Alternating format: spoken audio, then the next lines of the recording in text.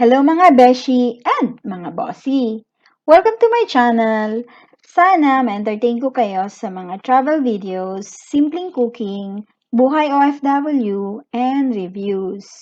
Huwag kalimutan mag-subscribe at i-like ang video na to.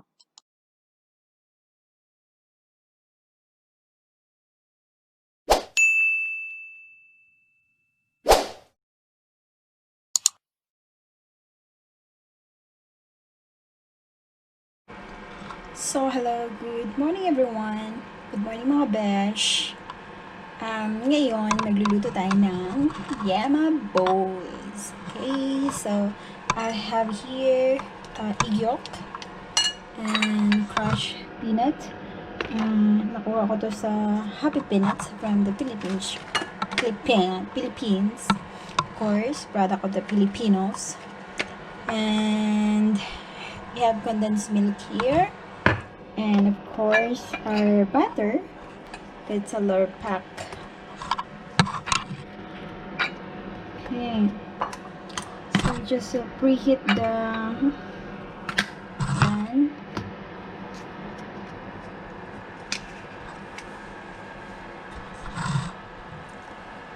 Okay, let's start it.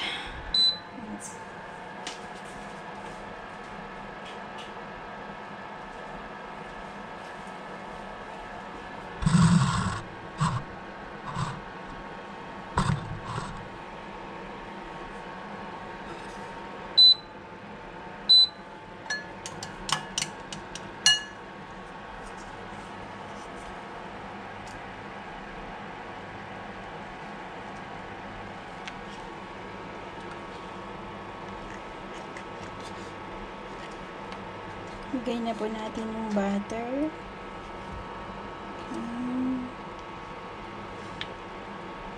Tumihan natin para masaya.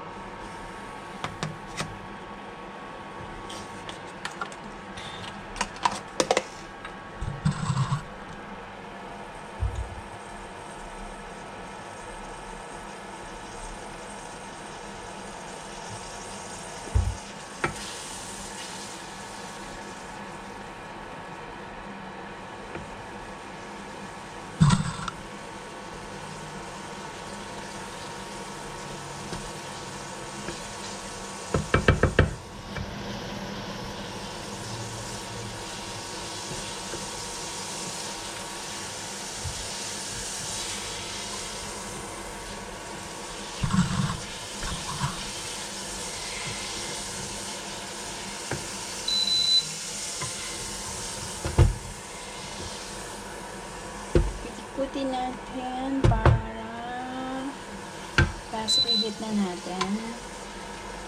Yan na natin yung apoy kasi natunaw na yung butter. Then, ilagay na natin yung condensed natin.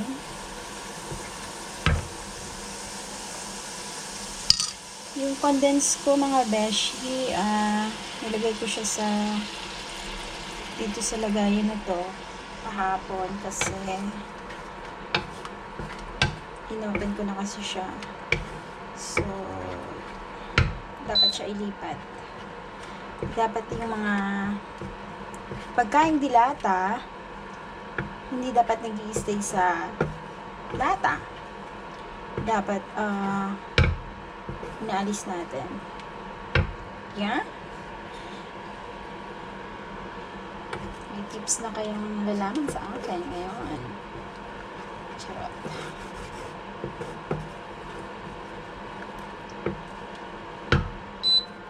So, sana din konti ang apoy.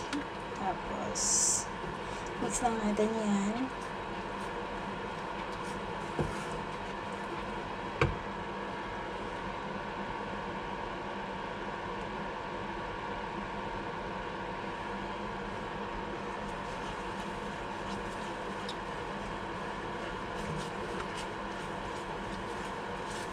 Yan na, kumukulo na siya.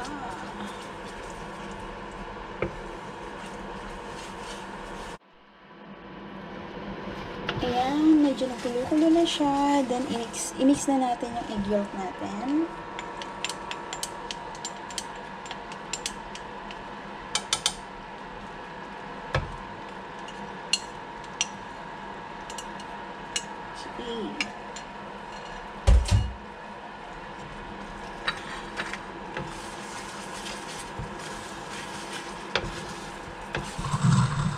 Mas masarap, mas mabango sana to kung merong vanilla.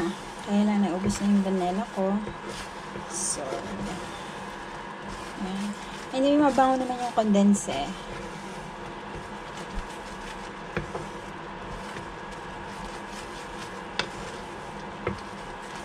So, look at the texture, mga besh.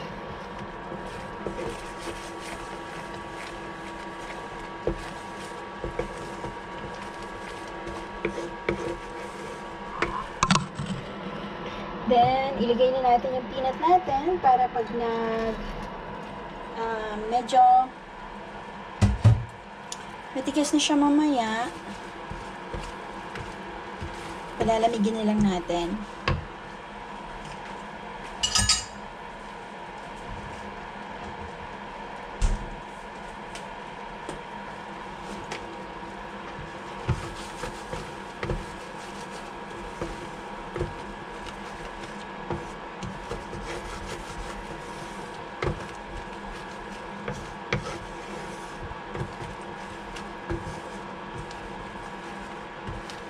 So, yung apoy natin mahinang-mahina na.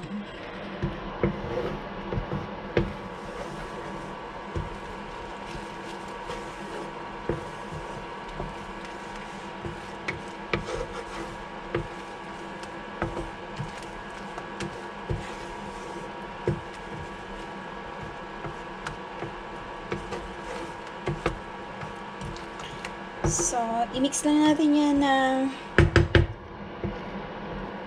time to time. Tapos, hanggang sa makuha na natin yung pinaka texture niya, yung enough lang na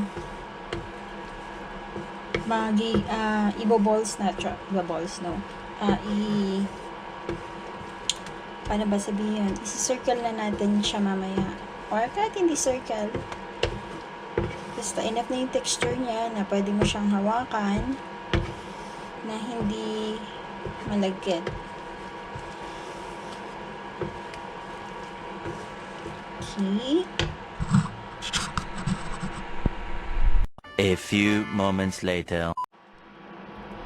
Okay, a few minutes later. Ayan na siya.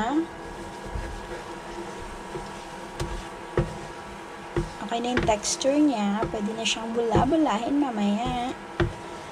Yeah, bola-bola. Bola-bola, Yema. Okay.